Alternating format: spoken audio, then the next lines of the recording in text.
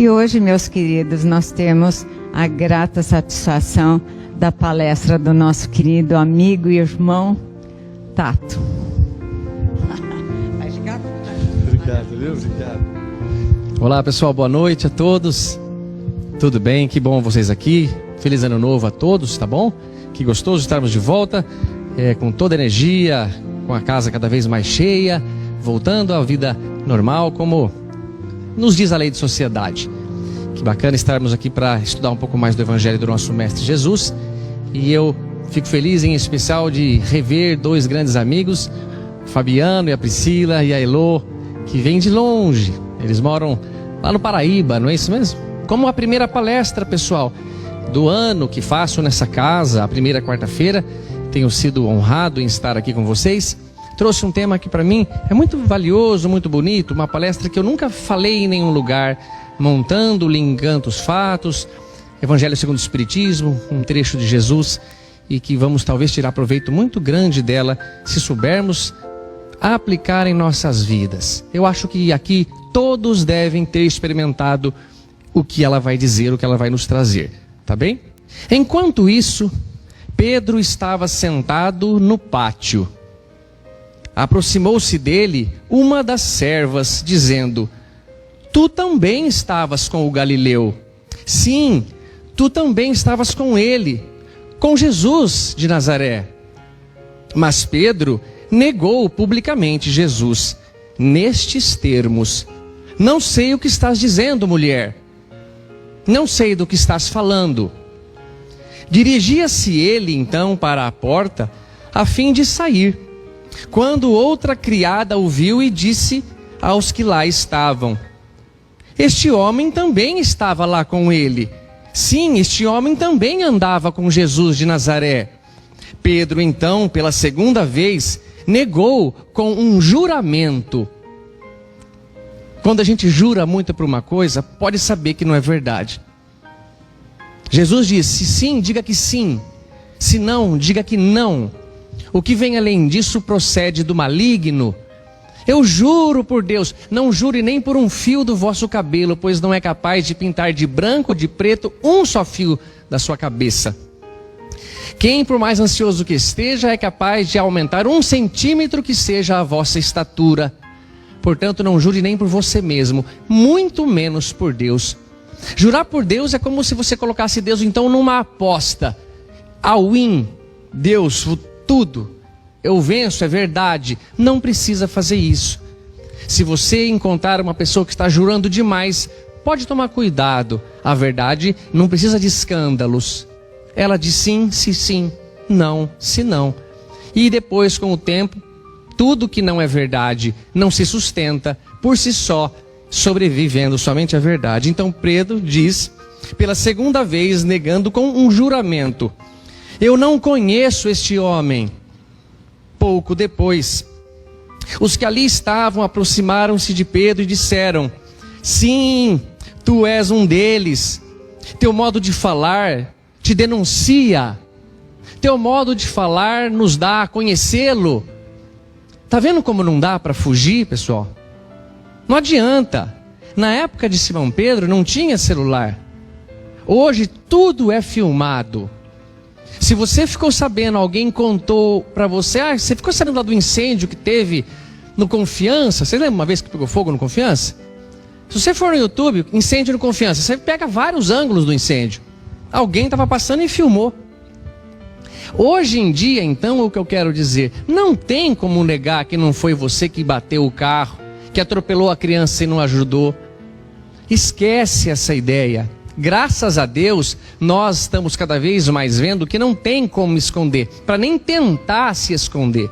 Simão Pedro estava tentando de todas as maneiras não tomar tanta porrada, não apanhar que não condenado, como já estava vendo fazendo para o mestre dele. E ele nega mais uma vez. Eu não conheço esse homem. Pouco depois, os que ali estavam aproximaram-se de Pedro e disseram: sim, tu és um deles. Teu modo de falar te denuncia. Pedro então começou a fazer imprecações. Você sabe o que é imprecações? Eu na hora ali também não sabia, fui confirmar. É muito fácil. Imprecações. Ato ou efeito de imprecar. Será que numa prova de vestibular aceitaria assim? O que é uma imprecação? É o ato ou o efeito de imprecar. Vocês não sabem nada mesmo, hein? Ato ou efeito de imprecar. Era o que o Pedro estava fazendo. Imprecações.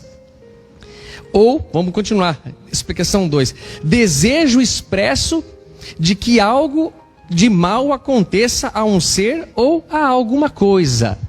É quando você roga uma praga em alguém. Vai cair teu cabelo, cara. Você vai engordar que você vai ver só. Para mim isso aí seria um benefício.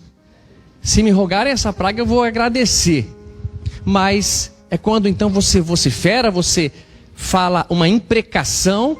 Você fez, como Pedro, imprecações, maldizendo. Veja, Pedro estava se irritando com a história. Não sou eu, não andei com esse cara, não. Cala a boca, sai daqui. Nunca vi esse cara, meu. Não é dos meus, não. Pedro estava fazendo isso. Então, como terceira definição, praga, maldição ou vociferação. Vocês sabem o que é vociferação? Pô, mas vocês também não sabem, eu vou explicar. Ato ou efeito de vociferar. É fácil. Vociferação, então, é um alarido, berreiro, gritaria, insulto lançado a alguém. Pedro ficou bravo, moçada. E Jesus ficou calado. Pedro então está negando Jesus, que conhecia, que andou com ele mais de uma vez. Então vamos continuar a história. Pedro então começou a fazer imprecações, jurando que não conhecia aquele homem. E nesse momento, um galo cantou. Pedro recordou-se do que Jesus, o homem que ele não conhecia, lhe dissera momentos atrás: Pedro, antes que o galo cante, terás me negado 3 vezes. E saindo então, Pedro chorou amargamente. Eu imagino que deve ser aquele choro de lágrima quente. Sabe quando sai aquela lágrima, você sente ela derreter teu rosto? De tão triste que você está, de tão arrependido. E eu escolhi essa história para dizer para vocês que a palestra de hoje se chama Benefícios que são pagos com a ingratidão. Quem aqui já não fez o bem a alguém e a pessoa virou as costas? Ou fez o bem por um bom tempo, foi buscar na rodoviária quando a pessoa chegava na cidade, levava para tua casa, hospedou, ela foi fazer o curso, morou na tua casa um bom tempo, aí um dia lá que você tinha programado uma viagem, que você não ia estar em Bauru, então que não deu para atender, ela ficou brava e nunca mais falou com você. E esquece de todo o benefício que você fez. Nós poderíamos nessa história, isso está em Mateus 26, tá pessoal? Se vocês não conheciam essa história, acho que é famosa. Quer dizer isto: nós podemos ver, puxa vida, o que fizemos com Jesus, o que fizemos com o nosso mestre, negamos Jesus. Eu sempre gosto quando meu pai diz uma expressão assim: o que eu falo não está nos livros, porque realmente parece não estar. Coisas que só aprendi convivendo com meu pai. Ele fala: eu, vírgula, descendente de Pedro, vírgula, faria a mesma coisa. E ele não diz que faria a mesma coisa no sentido de não se importar com Jesus, de não ser grato a alguém, mas sim de medo de tomar chicotada até para de sentir as costas. Quando meu pai diz então que Pedro, ele é descendente, o que acontece? Que ele agiria do mesmo modo. Por quê? Porque tem telhado de vidro, tem medo também, não consegue entrar na pancadaria junto com ninguém. E se ninguém ali, incluindo Pedro, um braço direito do nosso mestre, pulou fora, você acha que nós não pularíamos fora de uma briga, de uma situação complicada socialmente, por causa de um conhecido? Por causa de um amigo ali, que nem é tão amigo assim, a partir de agora ele nem é mais tão amigo assim? Ou que é a nossa mãe ou nosso pai? Não é tão forte assim para a gente assumir essa pancadaria. Mas não é nesse ponto de vista que eu quero chamar a atenção. Não é dizendo isso. Poxa, o que fizemos com Jesus eu não devo fazer. Não, porque se fosse falar disso, é chover no encharcado. Nós vamos falar num ponto de vista diferente. Qual o ponto de vista? De quando nós fomos o papel de Jesus Cristo. Nós fizemos o bem e a pessoa nos pagou com ingratidão.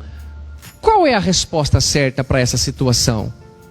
O que devemos fazer quando alguém paga literalmente um benefício, uma bondade, com uma atitude de ingratidão, de não reconhecimento, ou de falar assim, não fez mais do que obrigação, era minha mãe, não fez mais do que uma obrigação, era meu pai, era o meu irmão mais velho, ou me adotou, ou estava ali naquela hora e eu já tinha feito tanta coisa, era mais do que obrigação. Pois não era obrigação, não. Pois não era. Conhecendo quem nós somos, de estarmos encarnados num planeta chamado de provas e expiações, ou classificado como um planeta de provas chamado planeta Terra, é porque não somos flor que se cheire. Para vocês terem uma ideia, Chico Xavier, Madre Teresa, Irmã Dulce, Mahatma Gandhi, Martin Luther King, são pessoas normais. Eles não são nada de especial. Vocês concordam com essa afirmação? Se pegar essa turminha e colocar num planeta um pouco mais elevado, eles são pouco evoluídos. É a nossa condição que dá um destaque ao que já nem deveria ser tão chocante assim. É natural você se importar com alguém que está passando fome quando você está sobrando comida. Mas para nós não é ainda assim. Nós gostamos de matérias escandalosas. Nós gostamos de programas de televisões que trazem violência, que trazem essas coisas absurdas. E essas pessoas são consideradas normais em seres mais elevados. E um pouquinho mais elevados, por exemplo, Emmanuel diz que ao ir a níveis superiores de evangelho, de planos superiores, estudar o evangelho, ele se sente lá como um crocodilo. Então, suponha a nossa condição. Nós, nessa palestra, ousadamente vamos nos colocar nessa situação das pessoas que tiveram em suas vidas Simões Pedros, das pessoas que pagaram os bens que fizemos com ingratidão. E vamos lá, Allan Kardec nos diz, no capítulo 13 de O Evangelho segundo o Espiritismo, peraí, eu acho que eu perdi aqui a parte, fui passar. Aqui, benefícios pagos com a ingratidão. Que se deve pensar, perguntou Allan Kardec, dos que receberam a ingratidão como pagamento dos benefícios que fizeram, e por isso deixaram de praticar o bem, para não mais topar com os ingratos. Então a pergunta é bem clara. Uma pessoa que nós estamos acompanhando e observando fez o bem para outra, ajudou, renunciou a muita coisa, para que o outro pudesse estudar, para que o outro pudesse ter uma condição de vida melhor, para que o outro pudesse não sofrer tanto. É notado, é confirmado. Mas essa pessoa pagou com a ingratidão, não quer saber, não te convidou para o aniversário dela, não chamou para o Réveillon e você passou sozinha em casa. Como deve encarar, perguntou Allan Kardec, quando esta pessoa que recebeu a ingratidão fazendo o bem, falar, não vou mais fazer o bem, eu estou cansado de sofrer. É muito dolorido ter ingratidão no coração. E cada um aqui coloca a ingratidão que quiser no seu coração, menorzinha, maiorzinha, se adeque à história. Não fique impermeável, não. Não pula na piscina e sai seco do outro lado. Não, se molhe, por favor. Envolva-se com a história. Ninguém aqui está isento disso. Ou de ter feito uma ingratidão, ou de ter recebido uma ingratidão. Aqui então é a resposta que nós temos. Nestes quem? Nos que fizeram o bem, foram pagos com ingratidão e decidiram então não mais fazer o bem para não sofrer mais, para não topar mais com ingratos. Estes há mais egoísmo do que caridade. Eu não falei para vocês há pouco tempo atrás que o Chico Xavier, a Madre Teresa, a Irmã Dulce, o Gandhi eram normais e só? Nós não somos normais, nós somos subnormais, nós somos anormais, é o que ele falou. Esses que fizeram o bem e ficaram magoadinhos com a ingratidão, são egoístas, são orgulhosos. Esses somos nós. Visto que fazer o bem apenas para receber demonstrações de reconhecimento é não fazer o bem. Quando você faz uma coisa com algum interesse por trás, não tem nenhum ato de moral nessa situação. É não fazer o bem com desinteresse. E o bem feito desinteressadamente é o único agradável a Deus. Ele odeia o outro? Não. Ele não falou que é ódio, que é repugnante para Deus. Ele só falou que o bem feito com desinteresse é o único que agrada ao nosso Pai. E os outros? Não faz nada. Quando você vê a palavra aqui, moral e interesse, moral e desinteresse, o que significa isso? É bem explicado, é difícil de entender ali, mas com algum professor que ajuda a gente, que vai falando, fala que o Immanuel Kant quer dizer aquilo, você acaba acreditando, porque se lê um parágrafo você não entendeu absolutamente nada, aí você tenta mais um pouco, você desiste, porque não é possível que alguém consiga ir a fundo em Immanuel Kant, mas ele fica nos explicando assim: tudo o que fazemos na vida tem 3 classificações. As ações que nós praticamos deliberadamente, ou seja, aquela que tomamos decisão para fazer, como vir ao Centro Espírita Chico Xavier, como não vir ao Centro Espírita Chico Xavier, como almoçar isto ou aquilo, como dar esse presente ou não, tudo aquilo que você raciocina para fazer, portanto, não é liberação de enzima no estômago, não é controle de pressão arterial, porque isso é inconsciente, não é deliberado por nós. Então tudo que é decidido, pensado e tomado uma decisão, vai estar em 3 tipos de ações: ações morais, ações imorais ou ações amorais. Ações imorais é fácil de explicar, é tudo aquilo que para você não tem preço, não tem negociação, você não aceita, você não vai fazer.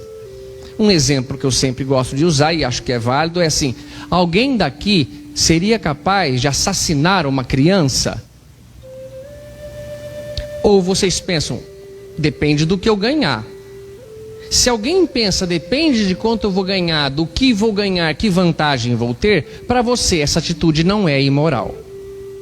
Mas se alguém aqui dentro fala, não, eu não faria nem para salvar minha própria vida, eu não mato uma criança, nem que eu ganhasse todo o dinheiro do mundo, essa atitude para você é imoral. Imoral é o que fere profundamente sua moral, é o que te impede de dormir à noite, é o que te incomoda até falar, eu não aguento, eu vou ter que ir lá resolver isso porque não está certo. Essa atitude é a imoral. O que é uma atitude amoral? É uma atitude desprovida de moral. Não tem nada a ver com moral. Por quê?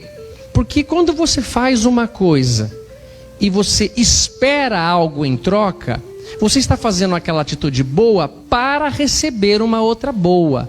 E esse retorno dessa coisa boa tira a ação moral. Não há moral nessa pessoa.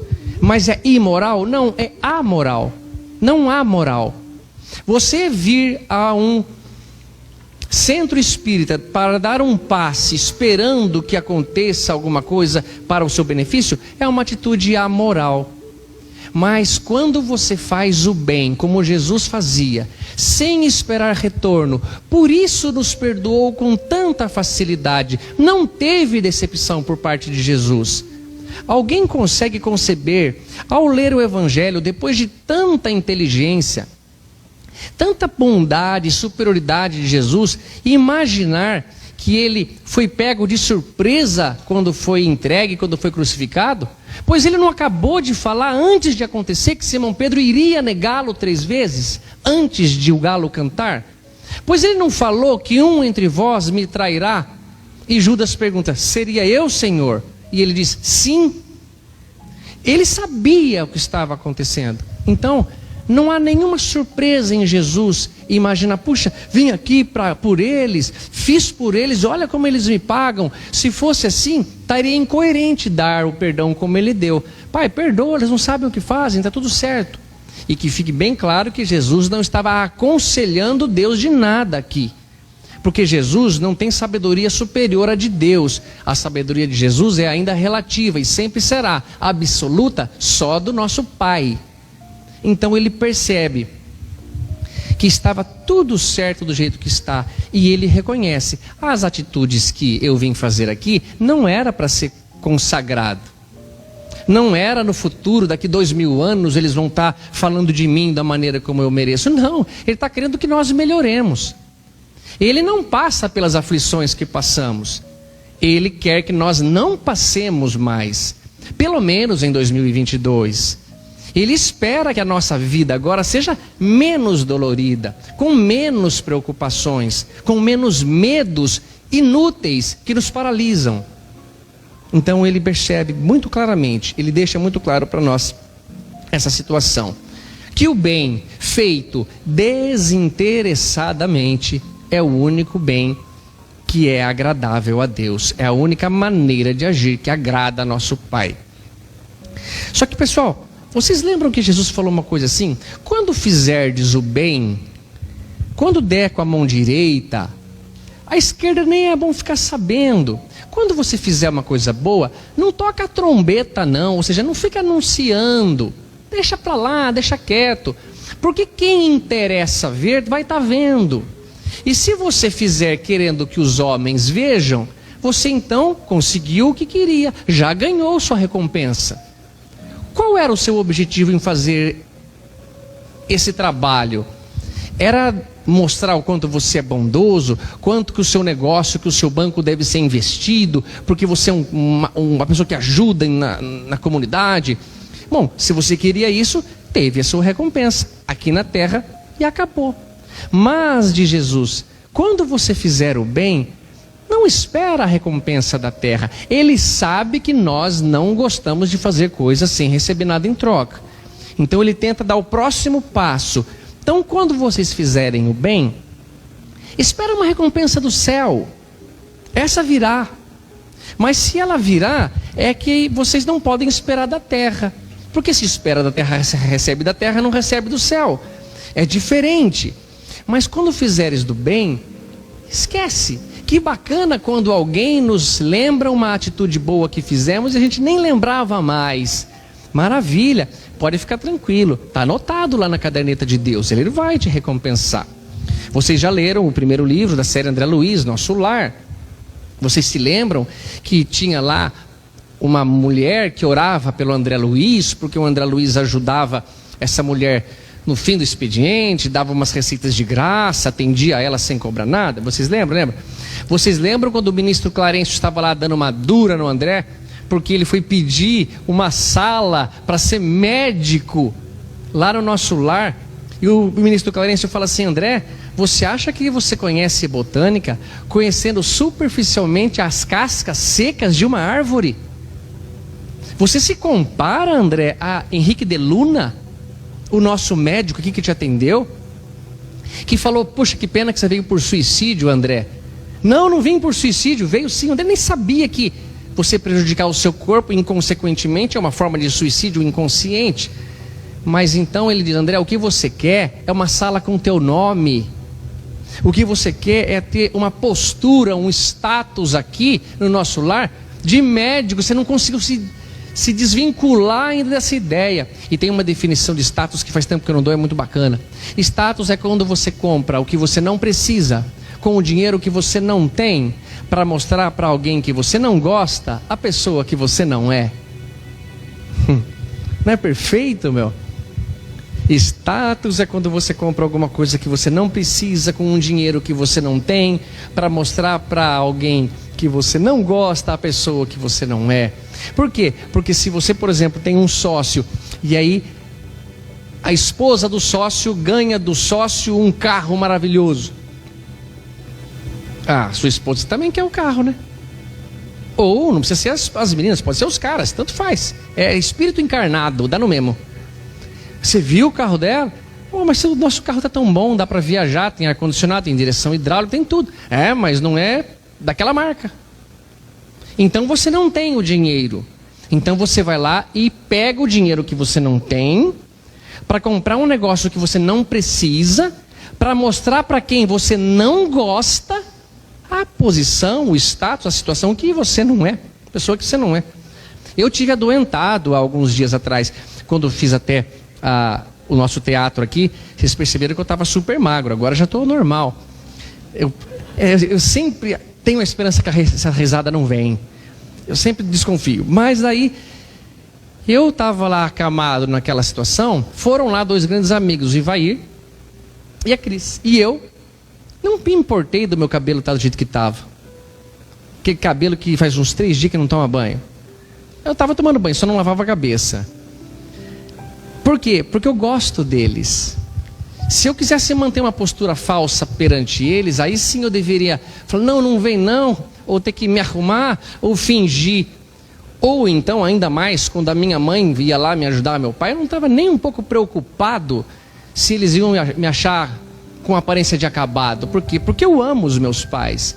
Então não se aplica essa condição do status, mas quando nós não gostamos de alguém, queremos demonstrar o que não somos. Somos falsos, somos cascas secas de uma árvore, de tão pouco conhecimento. Então, ele diz isso tudo para nós, que é uma atitude de egoísta. Quem faz o bem esperando recompensa é mais egoísta do que bondoso. Vejam que profundo que é. Há também orgulho nisto, porquanto os que assim procedem se comprazem na humildade com que o beneficiado lhes vem depor aos pés o testemunho do seu reconhecimento. Poxa, como você é bom, cara. Como você foi bom para mim. Quando o Chico Xavier fazia o bem para alguém e alguém queria recompensá-lo e achava que a melhor recompensa para o Chico era dar dinheiro ao Chico, tinha uma frase que o Chico sempre falava: ai meu Deus, o que esse dinheiro quer comigo? O Chico sentia-se amedrontado desse dinheiro vir perturbar a cabeça, gerar conflito na família, interesse. Vocês viram no filme Chico Xavier que o pai dele achou boa a ideia de cada um que viria visitar o Chico trazer uma galinha. Uma galinha, cara.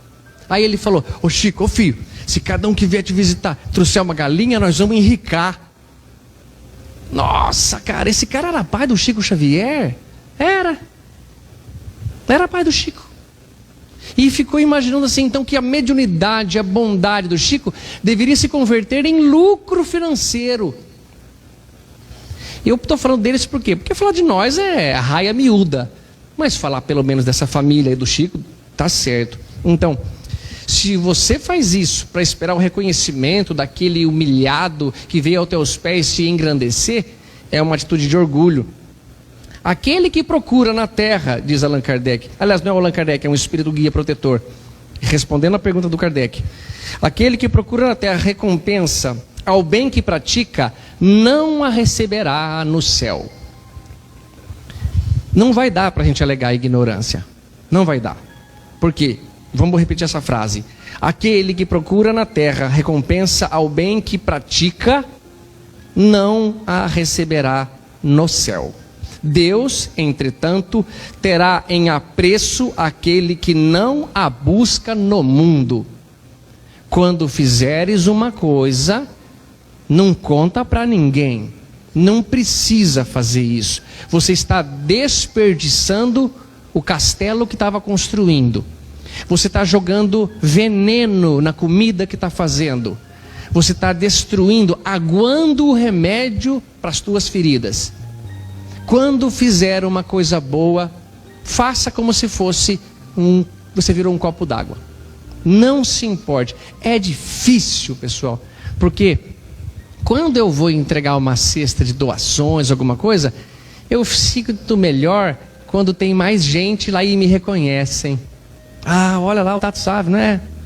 Palestrante, né? É melhor que o Divaldo? Não. Mas é palestrar se esforçando. Eu fico feliz.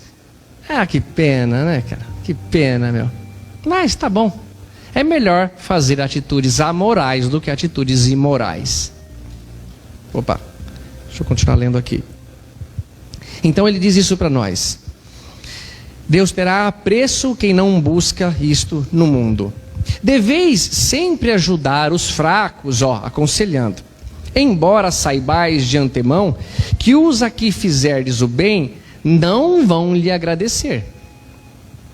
Pessoal, quando você for fazer alguma coisa, o Emmanuel falou, e estiver passando pela porta estreita, o Emmanuel falou, e estiver naquela hora mais dolorida da sua vida, o Emmanuel falou, não espere pelos teus amigos, eles não virão. Não é melhor ter essa certeza do que ficar lá na ilusão e ter, além de tudo, da dor, da dificuldade que está passando na porta estreita, raspando os braços, os espinhos ali, literalmente não, mas metaforicamente sim.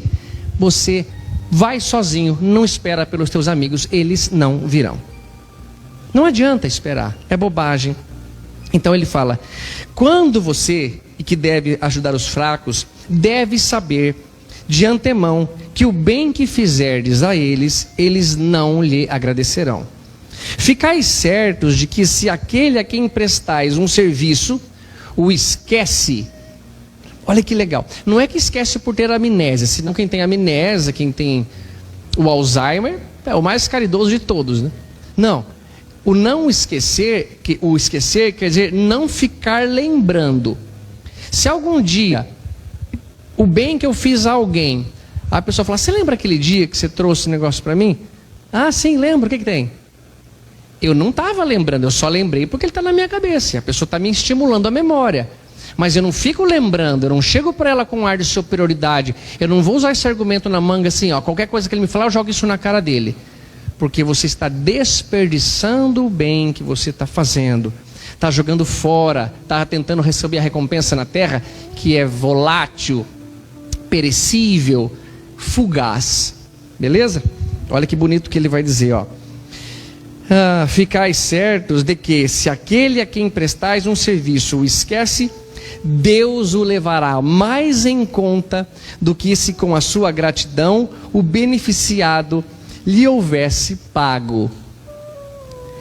Quando você faz o bem e alguém não te paga com o bem, você está bem na fita. Não perde a oportunidade de sentir-se feliz e alegre por essa situação. Qual? Eu fiz o bem e ele nem agradeceu. Eu gosto de ver no YouTube uns vídeos, e tem um lá muito legal que eu vi, que é quando um animal, ele entra numa enrascada. Como assim? O gavião foi lá e enroscou numa linha de um pescador, eu acho que era isso, e estava lá tentando se soltar e estava naquela situação. Aí vai lá uma pessoa meio com receio, né? Porque o gavião bica, cara.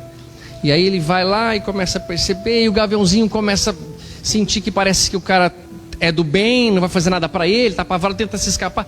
Mas ele começa a pegar e começa com o canivete, corta aquela linha, uma embrameira, cara. Não sei como. Tá um coitado do gavião, deve ter se debatido horas ali. E tenta. A hora que ele percebe que consegue soltar, o gavião vai embora. Vocês acham que essa pessoa ficou triste? Também acho que não. Débora, tá não. Tudo bem, mulher? Por que vocês acham que não ficou triste? Porque ele não estava esperando a recompensa do gavião. Ele não esperava que o gavião fosse lá, pegar no ninho, apresentar os gaviõezinhos para ele. Meu filho aqui. Obrigado, se um dia ele se enroscar, o senhor tira ele. Nós conseguimos fazer isso, pessoal, a gente consegue. É só treinar, é só ter certinho o pensamento que eles estão falando. Eles não vão agradecer, ou não vão agradecer como você espera. Muitas vezes você faz uma coisa e você agradece e ele acha que foi pouco, que devia ter sido maior, mais importante, mais suntuoso o teu agradecimento. Aqui está dizendo, não espera essa recompensa, porque quando você não espera, não tem decepção. E nós somos pessoas ingratas mesmo. Não reconhecemos o valor dos nossos pais, o esforço que muitos fizeram para nós estarmos onde estamos. Até uma certa idade, a gente foi totalmente amparado para sobreviver. Senão a gente não conseguiria. Só isso já nos dá um motivo de gratidão muito grande pela vida, pelos pais, pelos irmãos mais velhos, pelos padrinhos, as madrinhas que cuidaram da gente, né? Então, olha só. Estamos aqui, ó. Deus o levará mais em conta do que se tivesse sido pago alguma coisa de agradecimento àquela pessoa. Se Deus permite, por vezes sejais pagos com a ingratidão, é para que vocês experimentem a perseverança em praticar o bem. Está aqui a resposta da pergunta de Kardec. O que eu devo pensar e encarar daquelas pessoas que foram ingratas com alguém que fez o bem, e esse que fez o bem agora também falou, não vou fazer mais nada. E muitas vezes, pessoal, eu falo por mim, não por vocês, quantas vezes eu já não usei esse argumento, estou cansado, não vou fazer mais, porque nunca quis fazer mesmo. E foi a primeira deixa, cara, a primeira brecha que a pessoa chegou um pouco atrasada, não quis nem ouvir a história, já cortei as relações, já cortei a mesada, já cortei o apoio de irmão, de um monte de coisa. Às vezes a gente ajuda um irmão de sangue, financeiramente, que perdeu o emprego, porque, por exemplo, ele está com os filhinhos numa escola lá e vai ter que tirar da escola particular, então você ajuda para que ele fique mantendo.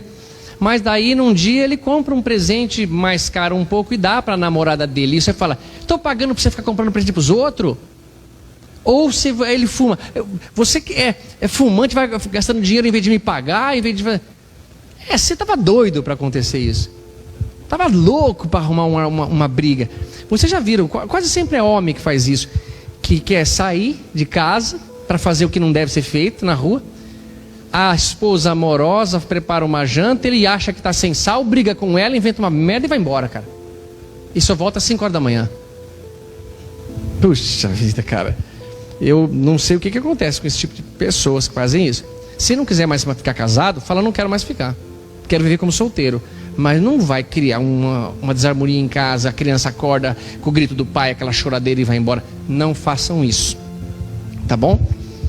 Continuando aqui, ó. E sabeis porventura se o benefício momentaneamente esquecido não produzirá mais tarde bons frutos?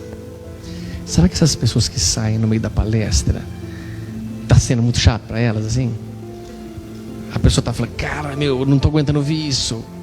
Tomara que não esteja magoando ninguém. Mas a hora que ela voltar, vamos todo mundo olhar para ela. Não. Ó, e sabeis porventura se o beneficiado momentaneamente esquecido mais tarde não produzirá bons frutos?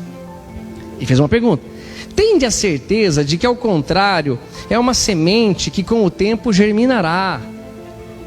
Mesmo que ela pagou com ingratidão, mesmo que ela não reconheceu, pode saber, mais tarde essa semente germinará, porque é provável que ela vai atrair para ela pessoas que vão se comportar como ela, e que ela então vai receber ingratidão e vai lembrar, cara, eu fiz aquilo também, eu também fiz isso, nossa, que chato que é, quanto eu estou sofrendo agora, quanto eu fiz sofrer, e a semente está germinando. Por quê?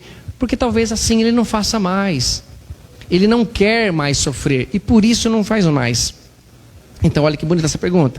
Infelizmente, nunca vedes senão o presente. Trabalhais para vós e não pelos outros. Olha, pessoal, fazer o bem para o outro, o maior beneficiado é quem fez o bem. Se você transporta perfume, você fica perfumado. Se você transporta veneno, você fica radioativo. É natural que seja assim. Não tem outro jeito. Então o maior beneficiado quando se faz o bem é quem fez o bem. E aquela pessoa que recebeu o seu bem, muito melhor se ela achar que ela que te fez o bem. Olha só, pessoal, o tempo está passando, tem um relógio aqui na frente que me amedronta. Mas tem uma passagem que não estava aqui na história, mas eu vou contar, que o Chico Xavier, ele estava recebendo a visita do Raul Teixeira, e falo isso com maior alegria, porque foi o Raul Teixeira que me contou, na casa da Mércia, lá em Mogi das Cruzes. Estava para jantar e eu queria ficar perto do Raul Teixeira. Vocês sabem quem é o Raul Teixeira, né? Aquele homem negro que tem olho verde, um sábio da doutrina, espiritualidade brilhante, mediunidade power. Sabe aquela dança da cadeira? Que você vai do lado da cadeira, a musiquinha parou, você senta. Era assim, só que eu era com o prato. O Raul Teixeira pra cá vinha, que ele pegava. A hora que ele fosse sentar, eu ia sentar na mesa do lado. Só para ficar conversando com ele. E deu certo. Nós conversamos por horas. E numa dessas coisas ele falou assim: Tato, uma vez eu estava na casa do Chico Xavier. E uma senhora bateu lá na porta. Sonoplastia não é tudo parecido que faz, não. E aí ele falou: ai, com licença, Raul, eu acho que é uma velha amiga. Ai, essa minha cabeça, viu? Oi, minha irmã, tudo bem? Ô, Chico, que é? Não vai mais na minha casa? Não precisa mais dos meus passes? Não, minha irmã, que isso?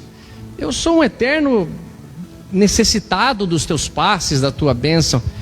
E se você já puder, vim lhe dar um passe, Chico. Oh, se você puder me dar um passe, minha irmã, será tão maravilhoso. Aí ele senta lá, o Raul falou: cara, quem é essa mulher? A reencarnação de Maria, mãe de Jesus? Porque vai dar passe no Chico? Apesar que qualquer um pode dar passe, pessoal. Mas ele achou estranho. Mas vamos lá. E o Chico Xavier senta lá quietinho e coloca as palmas da mão para cima, em vez de ficar com as palminhas da mão para baixo. Não tem muita posição certa, mas o Chico pôs a mão para cima. E o Raul Teixeira, com seus olhos de mediunidade, começa a ver aquela mulher dar passe. Só que dela não saía nada, mas saía do Chico uma energia power e ia para ela. E saía a energia do Chico e ia para ela. E o Chico ali quietinho, orando, e ela lá, e vai a energia. Ela falou: nossa, agora estou entendendo o que está acontecendo. Ela termina: ah, Chico, sabe que eu me sinto muito bem quando eu dou um passo em você? Ah, minha irmã, é sua bondade. Quem deseja amor, doa amor, fica com a maior parte. Eu acho, pessoal, que a lei de Deus deve ser mais ou menos assim: filho, você pode ir lá dar um pouco de amor para aquela pessoa? Posso.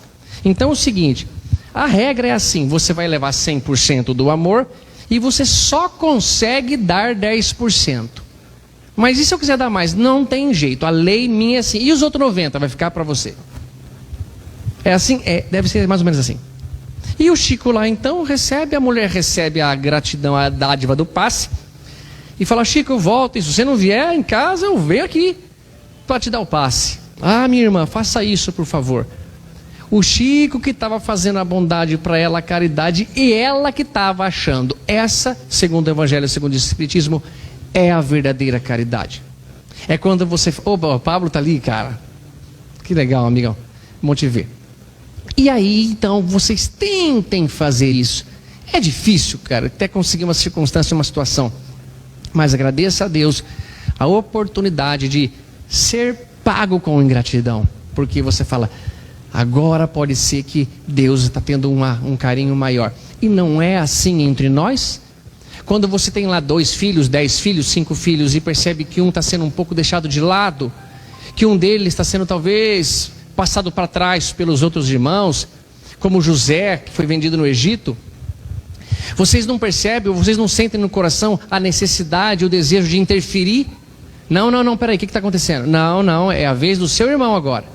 Vocês tratem de se entender. A parábola do filho pródigo é bem clara isso. Quando o irmão mais velho vê que o irmão mais novo está pronto para fazer uma besteira, para fazer com o pai, que está chegando naquela situação, porque o patriarca tem autoridade máxima na tribo, na aldeia. Ele pode mandar matar o filho se quiser, porque achou que foi ofendido alguma coisa e ninguém fala nada.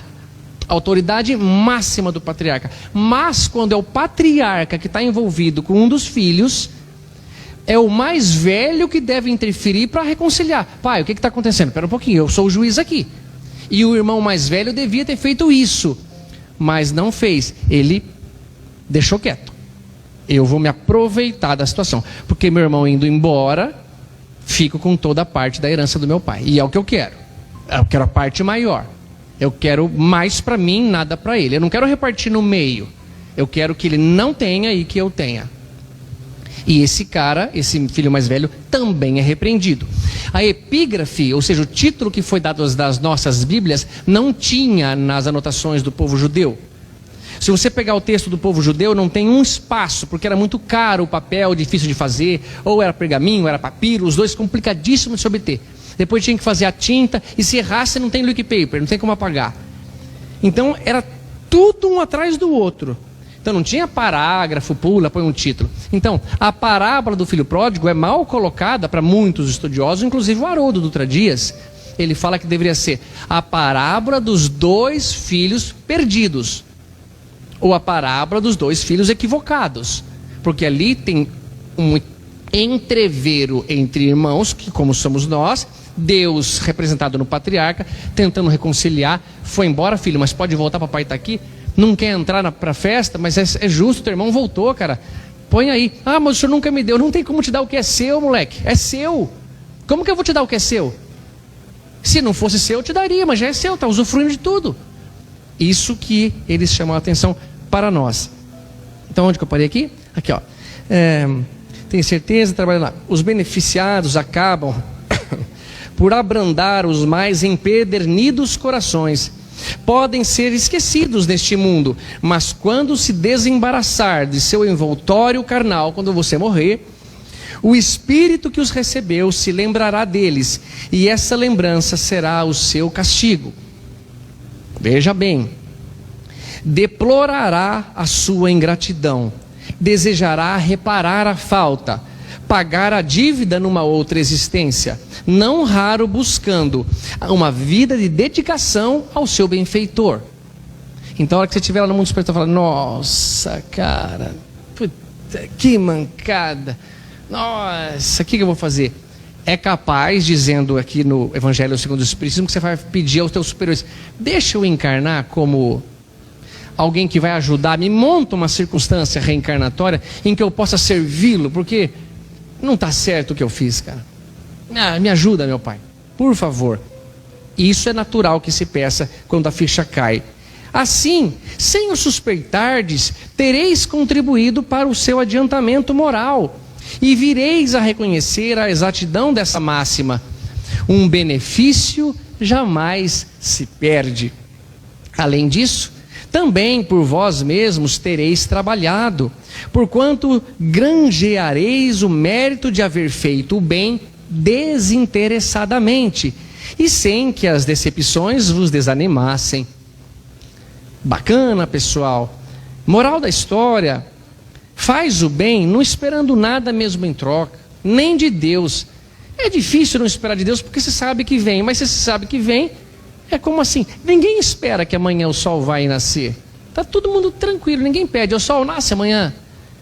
Encare assim, faça contando que o sol vai nascer, porque ele vai. E aqui eu acho tão bonito quando ele coloca umas interjeições assim, ó. Exclamação. Meus amigos, se conhecesseis todos os laços que prendem vocês à vida atual, às vossas existências anteriores, se pudessem apanhar num golpe de vista a imensidade das relações que ligam uns aos outros. Por que será que eu sou filho do meu pai e da minha mãe? Por que será que eu sou irmão do Renato? Se eu soubesse as ligações que eu tenho num exame de vista rápido, diz ele, que ligam uns aos outros seres, para o efeito de um progresso mútuo, admiraríeis muito mais a sabedoria e a bondade do teu Pai Criador, que vos concede reviver para um dia chegares até Ele. Eu sei que a gente tem uns casca grossa na família, hein, meu? Uns ovelha negra, ou uns ovelha de outra cor, para não ficar falando de uma coisa errada. Tudo que nós fazemos, às vezes fala: esse cara é contrário. Você quer sair para comer pizza? Fala: bom, eu não posso falar para sair para comer pizza porque ele vai ser contra. Então eu vou falar para sair comer hambúrguer. Vamos sair comer hambúrguer? Ah, não, vamos comer pizza. Tá, então vamos, vai. Deu certo. Por quê? Porque ele é contra. Nós temos essa pessoa na família. Só a bailarina que não tem. Como assim só a bailarina que não tem? Sabe aquela música do Chico Buarque, né? Procurando bem, todo mundo tem pereba, marca de vacina ou vacina. Só a bailarina que não tem. Ela quer dizer, é a coisa imaculada, é o sonho de toda menina, ó, a perfeição da mulher. Todo mundo tem problema, só a bailarina que não tem. É uma ironia do Chico Buarque, claro. Todo mundo tem problema. Tem marca de vacina, tem irmão meio zarolho, ele fala. Todo mundo tem um irmão meio zarolho.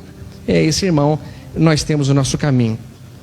Ah, que pena, tinha tanta coisa maravilhosa para falar. E eu vou ter que pular. Vou pular a parte que eu volito. A parte que sai luz do meu corpo também vou pular. Vou então só para texto aqui. Tá, pessoal, normal. Então, tem um texto maravilhoso aqui do Emmanuel, que ele pega de uma frase de Paulo, que é assim. Paulo diz: e tudo o que fizerdes, tudo é 100%. E tudo o que fizerdes, seja em palavra, seja em ação, fazei-o em nome do nosso Senhor Jesus Cristo, por Ele, e dá graças a Deus, nosso Pai. Tudo o que você fizer, faz em nome de Jesus Cristo, diz Paulo, e dê graças a Deus pela oportunidade. Emmanuel comenta: dizes-te cristão, declaras-te seguidor de Jesus, afirma-te cultor do Evangelho. Cara, quando eu leio essas frases do Emmanuel assim de começo, eu falo: vixe, lá vem, cara. Você se diz um grande palestrante, você se diz pregador da palavra de Jesus, você se diz um cultor da vontade do nosso Senhor. Eu falo: nossa, cara, lá vai vir. Aí eu pergunto: vamos continuar com o texto? Até quanto vocês querem descer na toca do coelho? É uma expressão da mecânica quântica. Até quanto você quer saber sobre isso, hein, filho? É capaz depois de você não aguentar. Mestre, eu vou contigo onde for. Eu morro por ti, mestre. O próprio Pedro, do começo da história, Jesus fala: Pedro, crê, eu te levarei por caminhos que não quer percorrer. Desencana, Pedro. Então, é aquela história. Mas vamos continuar. Só trechos aqui. Isso quer dizer que o nome do Senhor se encontra empenhado em tuas mãos, não é? Nossa, se diz tudo isso? É imprescindível, assim, saibamos agir como se lhe fôssemos representantes fiéis no caminho que nós estagiamos. Então, se eu venho aqui ao centro espírita, se eu sou um facilitador de um trabalho mediúnico, se eu me ofereço a estudar e falar aqui em nome de Simão Pedro, em nome de Jesus, em nome dessas pessoas, eu estou me colocando numa posição merecedora.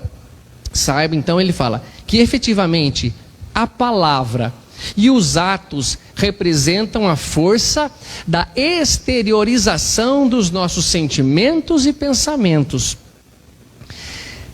Quando então ele fala que você se diz de amigo de Jesus, seguidor dele, você coloca então, não só nos pensamentos e sentimentos, mas exteriorizando aquilo que você fala, aquilo que você diz, aquilo que você pensa. O meu pai escreveu muitos livros, meu pai está aqui, escreveu muitos livros ao longo da sua encarnação. É que ele parou no título. Ele escreveu um livro, por exemplo, chamado Mamãe Sabe Viver. Era um título sobre a minha avó, que tinha grandes sacadas e tiradas com as pessoas que iam visitar ela. E ele escreveu um livro, que ele ficou só no título, que se chama Da Boca para Fora. É o que o Emmanuel está falando aqui. Nós somos da boca para fora, pessoal. E como era o título, como era a ideia, como se organizava o livro do meu pai que ele escreveu, mas está só no título. Ele escreveu todo na cabeça dele, mas não pôs no papel, mas está na cabeça dele. Cada capítulo é o nome de um palestrante espírita. Richard Simonetti, Tato Save, Haroldo Dutra Dias, Rossandro Kingsley. Todos esses são da boca para fora. E eu falei: pai, o senhor me dá o primeiro capítulo? Pode deixar comigo. Ele não escreveu o livro, ficou só no título. Mas da boca para fora é o que o Emmanuel está falando. Nós somos porta-voz de uma verdade que não é nossa. Eu não faço o que falo, não consigo, mas devo me esforçar e saber que Jesus não espera a perfeição de mim. Ele espera um esforço que seja. E aqui então eu vou dizer uma coisa que aconteceu há pouco tempo. Meu pai não é palestrante espírita, então não entraria nesse livro. Mas talvez não merecesse entrar também, porque não é tão da boca para fora assim quanto muitos de nós. Era férias, isso foi há 4 dias atrás. Eu tive que atender uma emergência no consultório. E a Thaís foi comigo. Eu não consigo atender sozinho, é estressante demais. E atendendo lá, e estava dura, a clínica estava fechada, estava sozinho lá com ela. De repente terminou, começamos 2h30 da tarde, era 5 horas mais ou menos, terminou, saímos. E eu vou lá tirar minha roupa no vestuário ali, tirar da clínica. E a luz está acesa, eu vejo, oxe, meu pai está aqui. E vou lá na sala da revelação de radiografia, estava lá meu pai revelando uma radiografia. E eu olhei e falei, meu pai, o senhor está aqui? Eu vim entender a um irmão aqui, o Roberto. Ele falou, mas o senhor está fazendo tratamento de canal? O senhor não é um endodontista. O senhor não gosta muito, não faz essa parte. Mas o senhor falou, é que ele é muito pobre. Ele não tem como pagar um endodontista. Eu falei, poxa, o senhor até podia ter pedido ajuda. O senhor quer o equipamento? Eu faço endodontia. Eu coloco lá. Não, estou quase terminando. E olhando com uma boa vontade aquela radiografia, querendo descer mais meio milímetro para chegar no ponto que seria talvez o ponto perfeito. Se é que já não estava no ponto perfeito.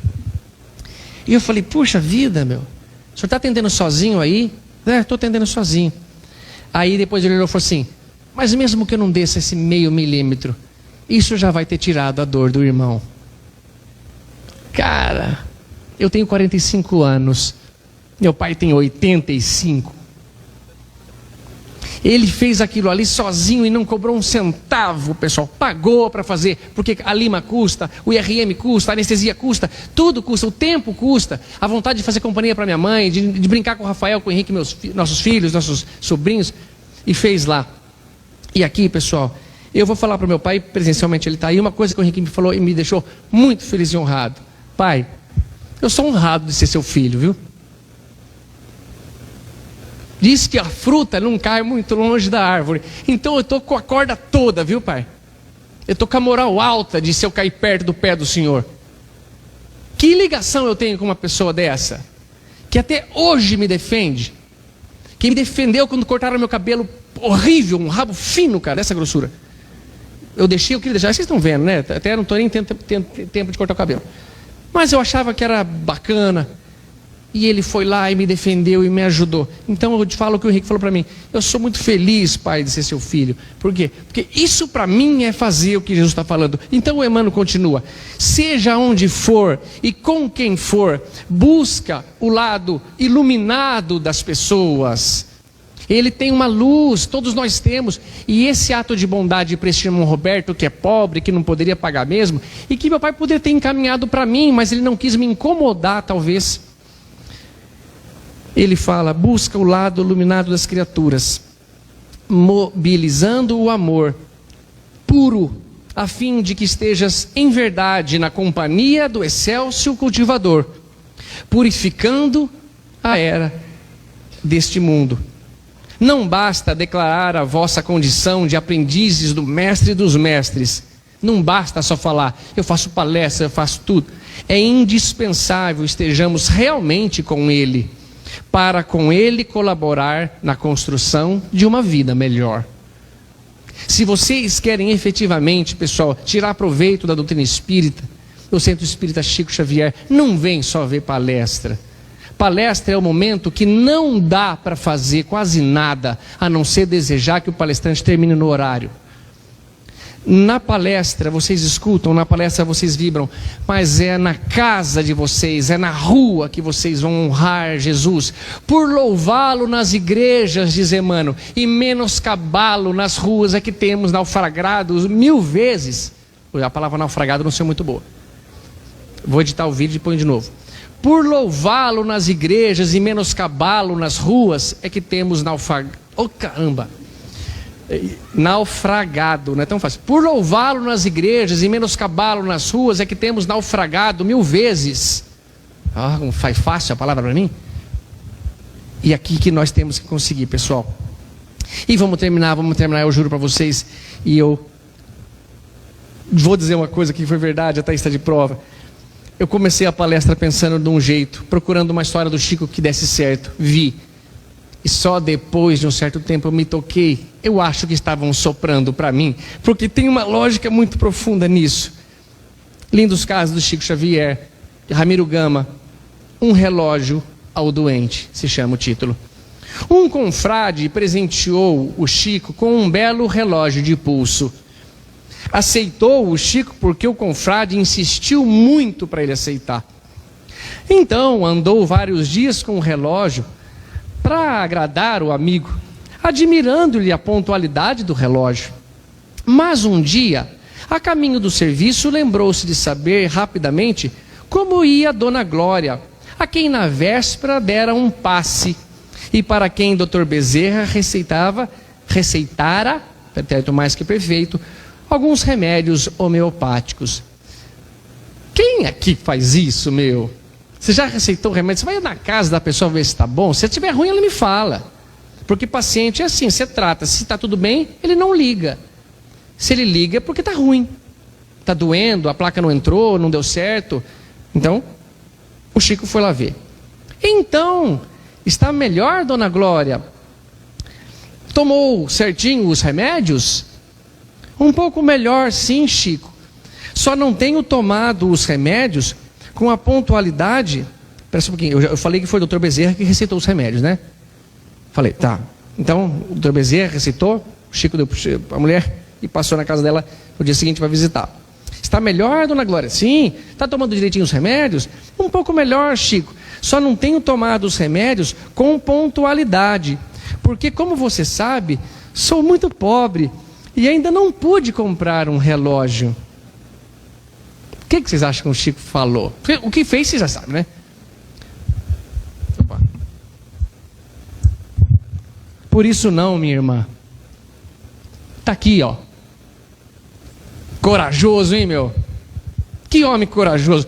Como o Renato Russo fala, ter bondade é ter coragem. Você não tem medo de dar o teu dinheiro. Você não tem medo de não conseguir comprar sem se vender. Ter bondade é ter coragem. Disciplina é liberdade. Nossa, como essas histórias são fortes.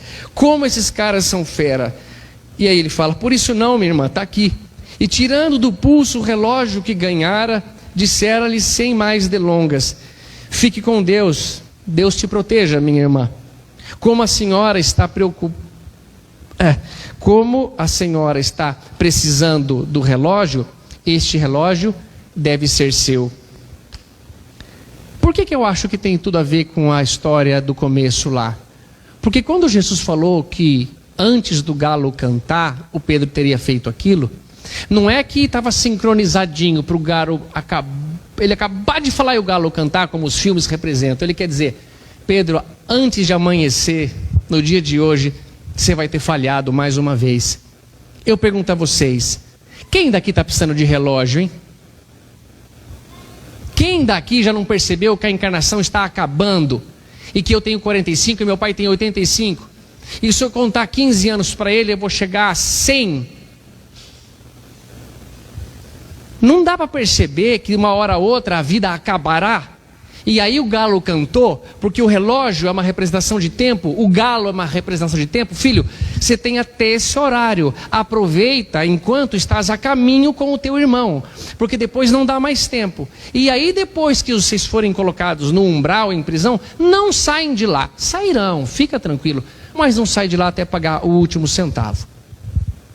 Relógio, pessoal, para marcar a hora homeopática, é do mundo. Relógio para marcar a encarnação é não perder tempo, é não desperdiçar a encarnação, é aproveitar a mamãe difícil, o papai difícil, o irmão difícil, o vizinho, o companheiro, o colega, o patrão, o funcionário, e tentar fazer o bem desinteressadamente, para que quando o galo cantar, porque o galo vai cantar de qualquer maneira, a gente fala, voltei.